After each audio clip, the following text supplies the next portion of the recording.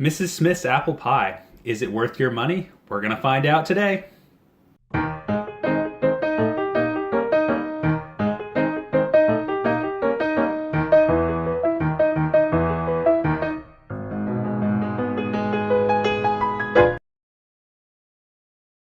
Hi everyone, Mike here with Mike's Dessert Decision, your source for store-bought dessert reviews. Today we have another installment in our store-bought apple pie reviews. Today we're looking at Mrs. Smith's apple pie. It's been a long-standing offering in your frozen food aisle at the local grocery store. And we're going to find out if it's worth your time to buy it and cook it up instead of making your own pie. We don't always have the time to make our own pies, although that is the better way to go. So we're going to see if this pie is worth a look. Now before we look at the pie and taste the pie, let's go over how we score our desserts. All of our desserts are scored on a scale of 0 to 30. And in the case of pies, it is split into 3 different categories. You've got appearance, you've got crust, and you've got filling. And each is scored 0 to 10. And then you add up those scores to get your total score. So without further ado, let's look at this pie and see how we rate it on appearance. Alright, so let's look at the Mrs. Smith's pie. It's a pretty good sized pie. It's 2 pounds, 5 ounces. It's pretty hefty when you pick it up. You'll notice it at the grocery store. It cost me $4.99 retail, so that's not too bad. It's pretty reasonable. They boast about their crust on the cover, you'll see. I mean, they've got some stuff on the cover to make it sound like it's going to be really homemade, buttery, and flaky, and delicious. So I'm encouraged by that. I mean, who knows? You know, you never know. They're trying to make it sound good, obviously. Now, let's look at the pie as a whole. The pie as a whole is not great. It's not going to fool anybody into thinking you've got a homemade pie here. I mean, I don't think anybody's thinking that when they look at this pie. However, when you take a slice out, as we have here, you get something that looks pretty decent, actually. It kind of holds its shape nicely on the plate. It looks pretty good. I mean, you could almost pass that off. If you were to serve this at, you know, a wedding or some sort of gathering or party, you could almost pass that off as a homemade slice of pie. The whole pie is not going to fool anybody, but just a single slice, you might fool some people just based on appearance alone. So, based on the appearance just of this slice, I'm going to give this a 5 out of 10. Not bad for a frozen pie. I mean, to be honest with you, it's better than I was expecting. I'm a homemade apple pie guy. This will be the first time I've had a frozen apple pie.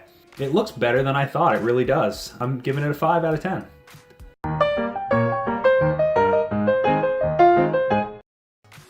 So, moving on, let's actually get into tasting this pie. This is the best part, and I gotta have a sip of milk, clear the palate, get the pinky out. And let's try just some of the crust first. We're going to try just the crust first.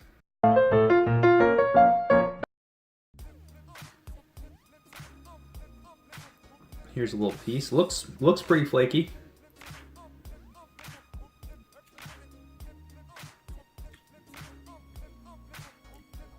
You can get a piece off this end here. Get a substantial piece, you know.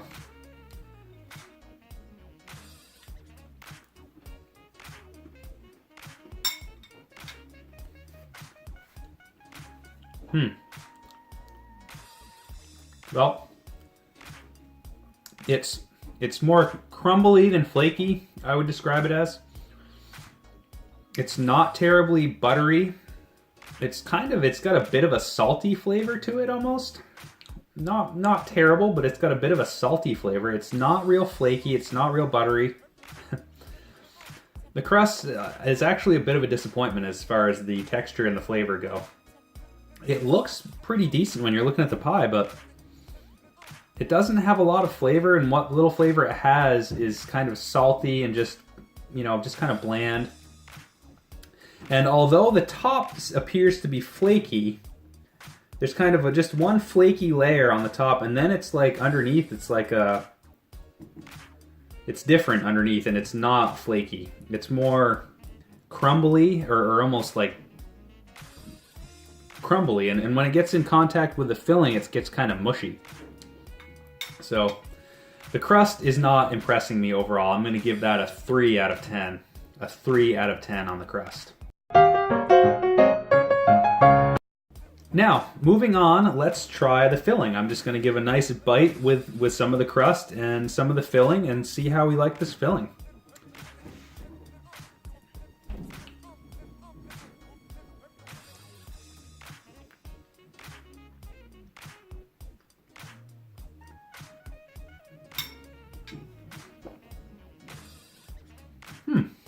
Well, whereas I was disappointed with the crust, I'm actually somewhat pleasantly surprised with the filling. It does have what I like to refer to as the goop of the store-bought pie. You know, it's got a good amount of apples in it. There's some apples here, as you can see, but the rest of the filling seems to consist of this kind of gelatinous goop that I can't really describe in any other way. And it's very sweet. And it's not that it tastes bad, it's just not particularly what I look for in a pie. When I make a pie, the ingredients in the filling are basically apples and sugar, maybe a little bit of flour to thicken it a bit, but I don't know how you get a consistency like that in a pie, in an apple pie. So while it doesn't necessarily taste bad, and the apples provide a nice kind of a fresh, you know, citrus punch to it that cuts through that goop is very sweet. It's very kind of rich. The goop almost has kind of a buttery flavor to it a little bit. But the apples provide a nice little fresh kind of, you know, they cut through that a little bit. And yeah, I mean, as I said, I was actually kind of pleasantly surprised with the filling. It's not overly seasoned with like cinnamon or anything like that. There is a little bit of a cinnamon flavor, but it's not overpowering. Personally, I'm not a big cinnamon person in an apple pie. I like the apple flavor. So the filling, I'm going to give the filling a 5 out of 10. It actually surprised me. It's better than the crust. I had high hopes for the crust and not high hopes for the filling, and yet here we are. The filling surprised me, and it's better than the crust. So yes, 5 out of 10 on the filling. So the Mrs. Smith's apple pie, it gets a total score of 13 out of 30. That's not phenomenal, but I would have to say it's not a bad choice. If you're looking for an option, you know, and a quick and easy option just to throw in the oven, I don't think you'll be disappointed with this. I was not disappointed with it. It was sort of on par with what I was expecting. So, you know, it's reasonably priced, it's easy, and it's not that bad. I mean, the crust was kind of lackluster, but the rest of it was okay.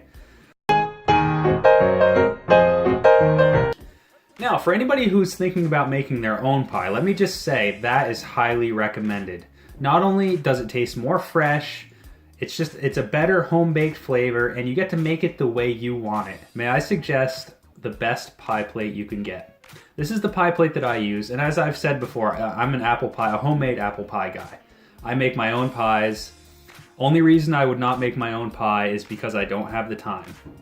But if you find yourself with the time and the ambition to make your own pie, check out the pie plate that I linked to in the description below. It's a great pie plate. It's a big pie plate, which I think is very important. When you're taking the time to make your own pie, you want a big pie. So check that out in the description below.